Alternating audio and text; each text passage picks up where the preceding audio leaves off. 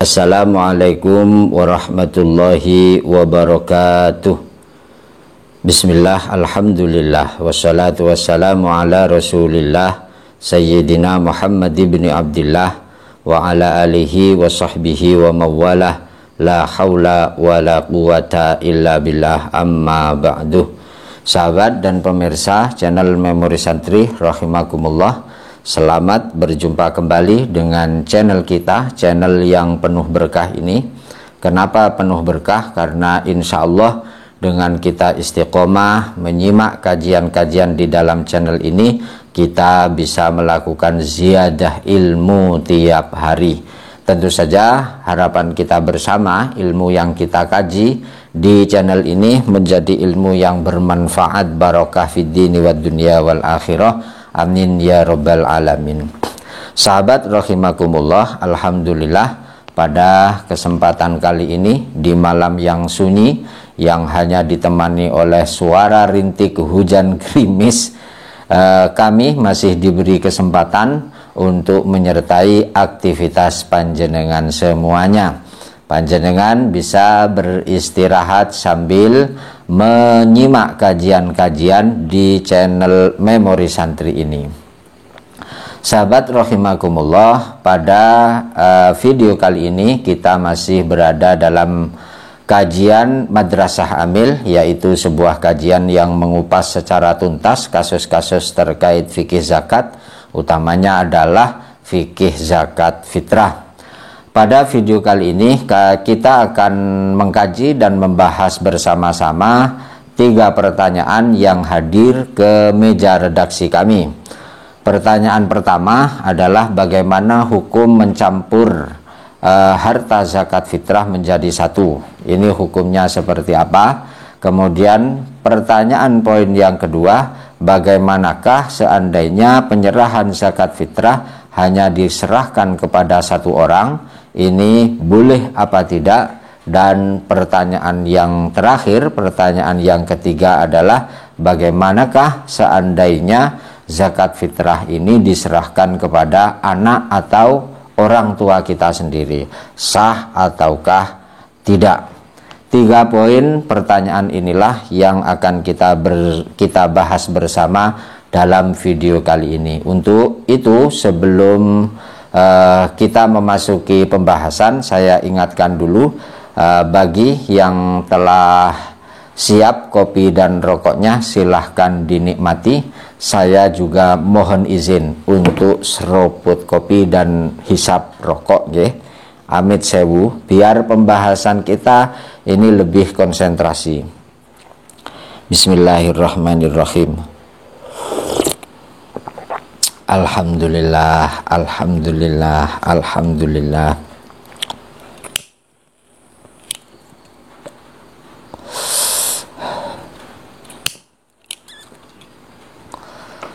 Nah, sahabat rahimakumullah, kalau Anda bertanya hukum rokok, saya jawab ya.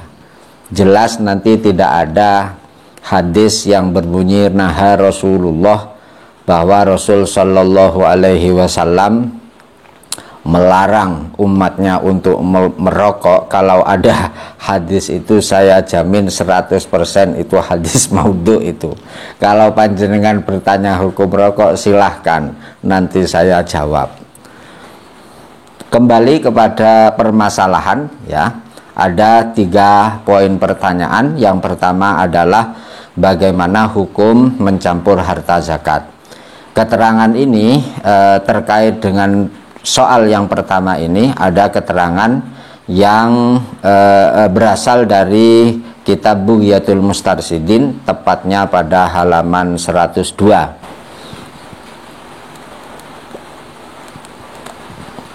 Saya bacakan, mohon disimak ya. Bismillahirrahmanirrahim. Mas'alatun laukana bainasnaini thamaniyatu amdadin fanawayaha fitrotan wa farraqaha bila ifrozin kafahuma. Artinya, apabila 2 orang memiliki 4 mud. 4 mud itu sama dengan 2 sok. 2 sok itu adalah ukuran zakat fitrah untuk 2 orang. Nah, 2 orang ini punya harta atau punya beras 2 sok. Ya, kemudian keduanya meniatkan beras tersebut sebagai zakat fitrah, wa farraqaha bila ifrozin, dan langsung membagikannya kepada mustahik tanpa dipisah dulu. Kafahuma, ini bagaimana? Oh, ternyata itu mencukupi, alias zakatnya sah, tidak ada masalah. Berarti mencampur harta zakat itu bagaimana? No problem, ya. Qalahu Ibnu Hajar, ini disampaikan oleh Imam Ibnu Hajar. Wa yu'khadhu minhu annahu law jama'a waliyun fitron min jinsin wa nawaha anhu wa an mamunihi ajza'a aidon. Jadi wa yu'khadhu minhu, diambil kesimpulan dari keterangan yang disampaikan oleh Imam Ibnu Hajar tersebut, bahwasannya jikalau ada seorang wali mengumpulkan zakat fitrah, ini fitoron apa fitron, ini kayaknya muhtamil ya, mengumpulkan beberapa ukuran zakat fitrah min jinsin, dari satu jenis, sama-sama berasnya, wa nawaha anhu, dan dia meniatkan beras-beras itu sebagai zakat fitrahnya, wa an mamunihi, dan zakat fitrah orang-orang yang berada dalam tanggung jawabnya, anaknya atau istrinya, itu bagaimana? Ajza'a aidon, maka itu mencukupi alias sah, tidak ada masalah. Jelas ya, berarti pengumpulan zakat fitrah dikumpulkan menjadi satu, no problem. Kemudian menuju permasalahan yang kedua, menyerahkan zakat fitrah kepada satu orang. Ini hukumnya bagaimana? Di dalam kitab yang sama, yaitu Bughiyatul Mustarsidin, kalau tadi halaman 102, sekarang 105. Saya ulang, Sohifah 105. Saya bacakan. Mas'alatun yakshin la khofa'a anna madhhab syafi'i wujubu isti'abil mawjudin minal asnaf fiz zakah wal fitrah. Tidak ada artinya tidak ada kesamaran lagi, sudah jelas, sudah terang dengan seterang-terangnya bahwa menurut madhabnya Imam Syafi'i wajib meratakan zakat fitrah itu dibagikan secara rata kepada mustahik yang ada dari asnaf atau kelompok-kelompok mustahik dalam zakat ataupun zakat fitrah. Ini pertama seperti itu. Wa madhabus salasah, adapun madhabnya 3 imam yang lain, berarti Imam Malik, Imam Hanafi, dan Imam Hambali. Di dalam 3 madhab tersebut, jawazul iktisar ala sinfin wahid, boleh meringkas pada satu kelompok, kan kelompok yang semestinya kan ada 8, sebagaimana difirmankan oleh Allah dalam surah At-Taubah ayat 60, itu ada 8 kelompok. Lah kalau misalkan diringkas dalam satu kelompok, bagaimana? Ini menurut 3 madhab juga tidak ada masalah. Wa afta bihi Ibnu Ujail wal Asba'i, dan ini difatwakan oleh Imam Ibnu Ujail dan Imam Al-Asba'i. Wa dhahaba ilaihi aktsarul mutaakhirin, dan mayoritas ulama mutaakhirin juga memilih pendapat itu. Kenapa? Li usril amri, dikarenakan sulitnya meratakan tersebut. Wa yajuzu taqliduha ula fi naqliha wa daf'iha ila syakhsin wahidin, dan boleh bertaklid kepada ulama-ulama tersebut terkait apa? Terkait bolehnya memindah zakat kepada daerah lain, wa daf'iha, dan bolehnya menyerahkan zakat ila syakhsin wahidin, kepada satu orang. Artinya apa? Kalau ditanyakan bagaimana hukumnya menyerahkan zakat fitrah hanya kepada satu orang, itu seperti apa? Ya pada dasarnya tidak boleh menurut madhab Syafi'i, tapi ada ulama-ulama yang memperbolehkannya, dan kita juga boleh mengikuti pendapat ulama-ulama tersebut. kama afta bihi Ibnu Ujail wa ghairuhu, sebagaimana hal ini telah difatwakan oleh Imam Ibnu Ujail wa ghairuhu. Nah, berarti untuk permasalahan poin kedua juga sudah terbahas. Bagaimana seandainya zakat fitrah diserahkan kepada satu orang, maka jawabannya seperti tadi. Pada dasarnya tidak boleh, tapi ada ulama yang memperbolehkan dan kita boleh mengikuti pendapat ulama tersebut. Lanjut pada permasalahan poin ketiga, yaitu masih ingat apa tadi? Memberikan zakat fitrah kepada anak atau orang tuanya sendiri.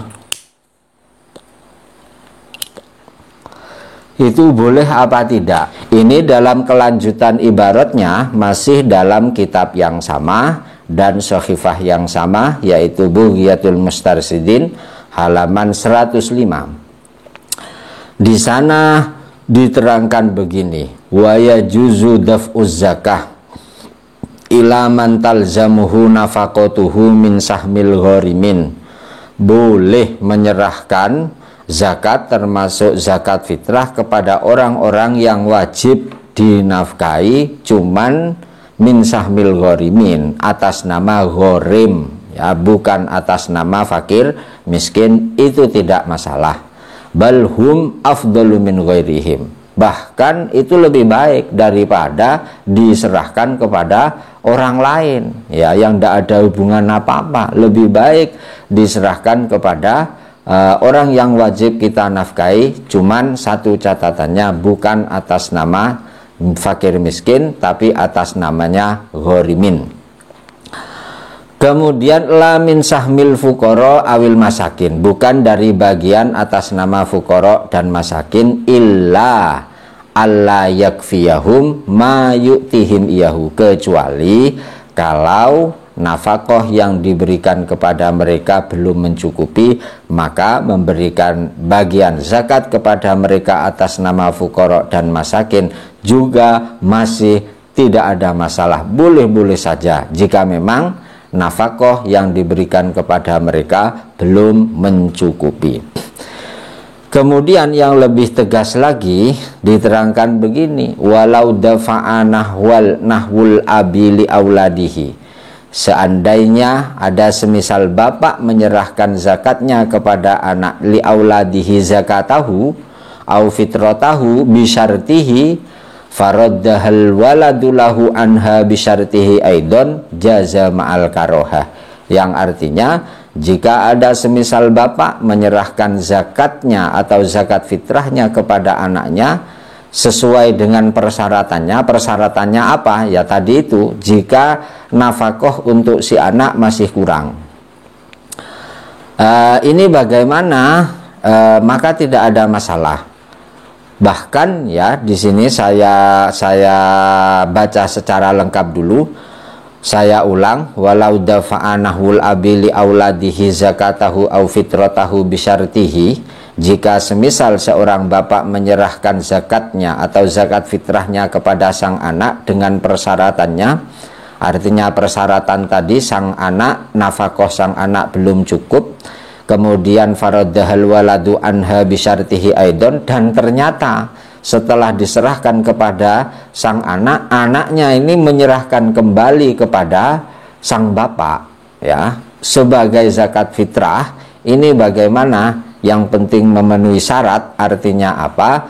Dalam kondisi sang anak tidak berkewajiban menafkahi sang bapak, atau berkewajiban menafkahi sang bapak tapi nafkah untuk sang bapak belum mencukupi, maka praktek semacam itu jaza ma'al karohah, boleh tapi hukumnya makruh. Kama law raddaha lahu bimuawadatin, sebagaimana anak itu mengembalikan kepada orang tuanya dengan muawadah, dijual, au hibatin atau hibah, wa bari'a al jami', dan semuanya.